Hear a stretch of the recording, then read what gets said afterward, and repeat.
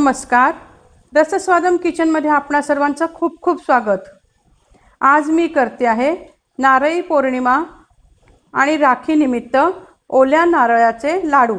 चला तर मग बघूया कसे करायचे ते.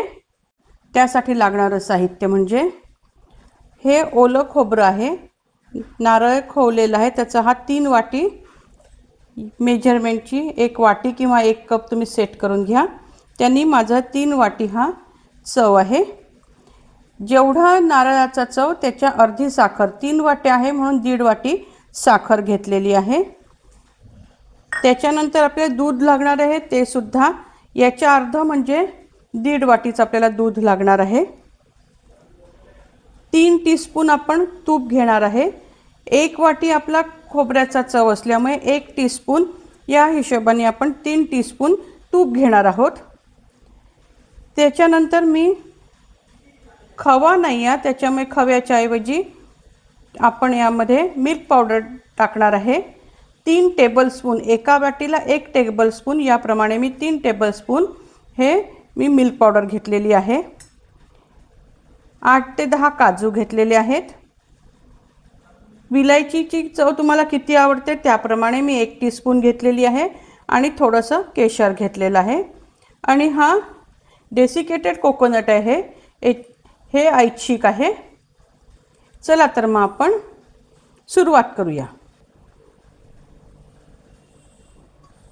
हे 3 टीस्पून मी तूप घेतलेलं आहे, साजूक तूप घेतलेलं आहे.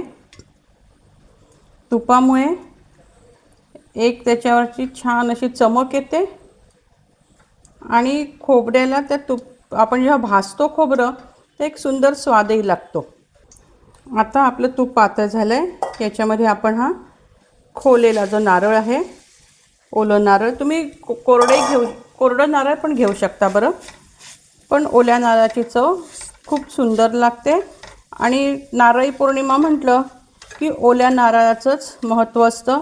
आणि आता हे जे सगळे सणवार आहे ना, श्रावणापासून सुरू झालेले, याच्यामध्ये सगळे पदार्थ बघा तुम्ही ओल्या नारळाच्या करंज्या, लाडू, वड्या असं सगळं होत असतं. आता हे खोबरं आपल्याला मध्यम आचेवर खाली कुठेही न लागता न जळता छान कोरडं भाजून घ्यायचं आहे, कमीत कमी 5 ते 7 मिनिटं.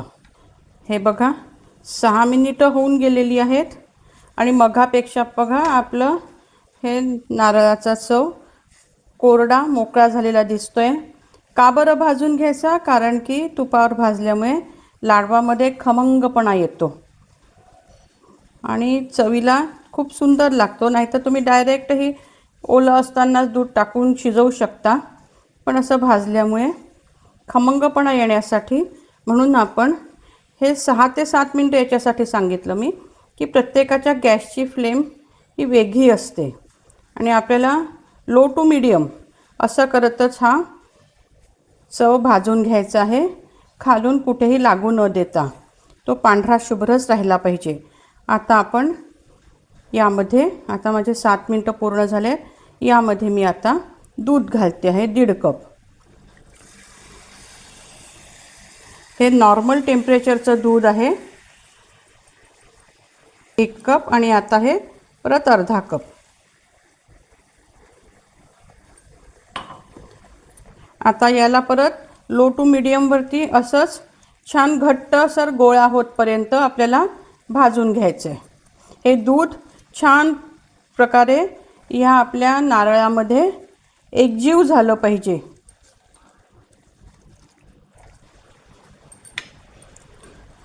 हे बघा आता हे असं थोडं थोडं घट्ट व्हायला त्याला सुरुवात झालेली आहे.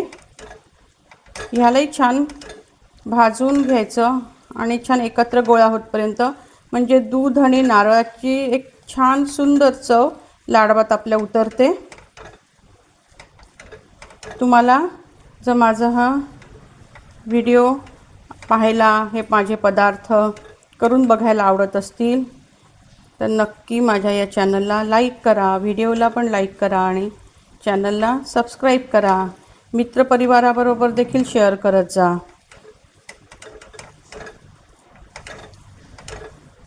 हे बघा आपलं जेवढ्या वेळ ते भाजल्या जातं आहे ना दूध आणि खोबरं, तेवढ्या वेळात आपण हे काजू, हे ऐच्छिक आहे बरं, हे काजू आणि हे जी मिल्क पावडर आहे हे आपण मिक्सरमधनं छान बारीक करून घेऊया.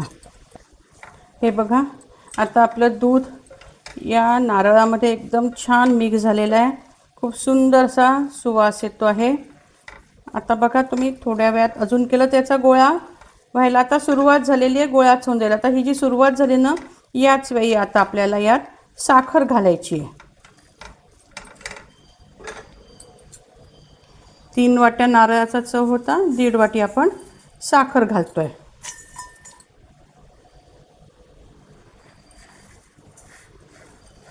तुम्ही पिठी साखर पण करून घालू शकता. पिठी साखरेने अजून लवकर होतं, पटकन मिक्स होते ती. पण अशी साखर घातल्याने काही फरक पडत नाही.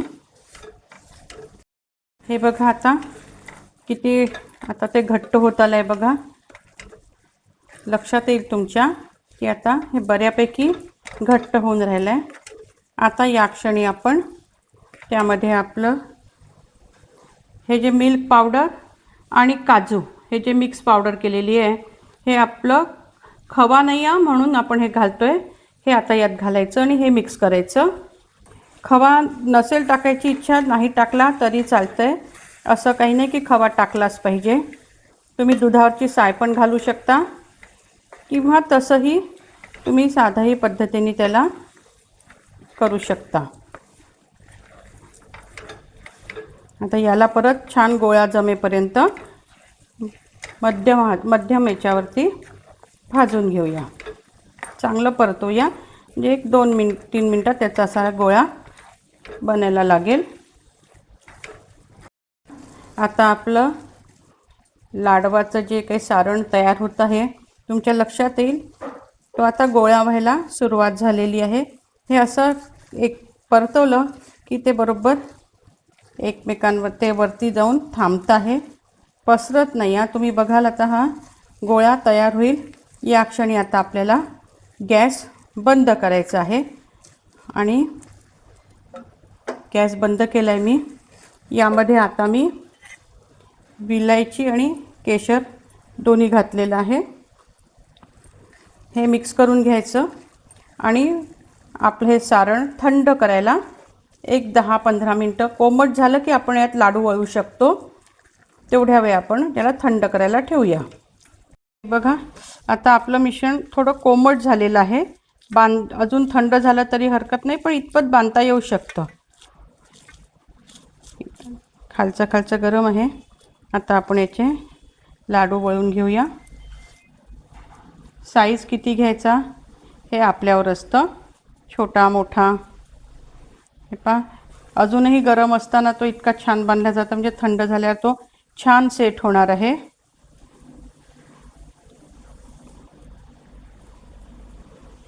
आता मी मगाशी तुम्हाला सांगितलं होतं की मी हे डेसिकेटेड कोकोनट घेतलेलं आहे, त्यामध्ये आपल्याला हा असा लाडू घोळून घ्यायचा आहे. म्हणजे अगदी बाहेरच्यासारखे विकतचे लाडू असतात ना, तसं हे लाडू लागतात आणि एकमेकांना चिटकत नाही.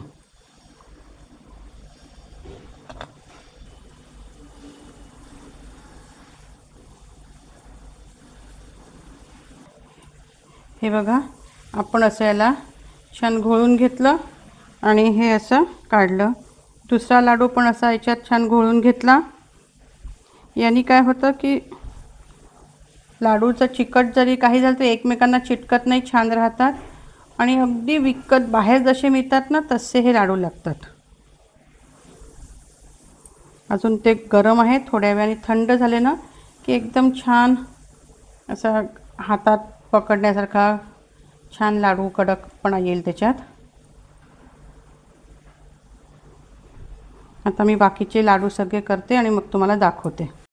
आता आपलं हे लाडवाचं सारण एकदम थंड झाल्यावर पहा किती छान लाडू वळले जातात,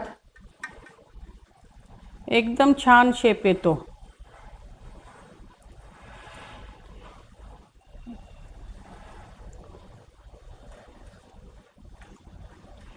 कारण हाताला चटके बसत नाही आणि तसा शेप द्यायचा, तसा छान असे गोल ते वळले जातात.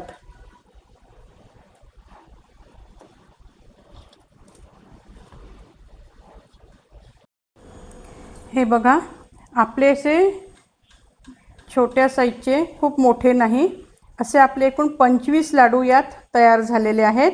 एकदम बाहेरच्यासारखे विकत मिळणार जे मिठाईच्या दुकानात मिळतात तसे आपले सुंदर लाडू तयार झालेले आहेत. तुम्ही पण या पद्धतीने करून बघा. मला खात्री आहे की तुमचे लाडू असेच चविष्ट होतील. आणि मला कमेंट करून सांगा तुमचे लाडू कसे झाले. मी तुमच्या प्रतिक्रियांची वाट बघत असते, त्यामुळे मला उत्साह मिळत असतो.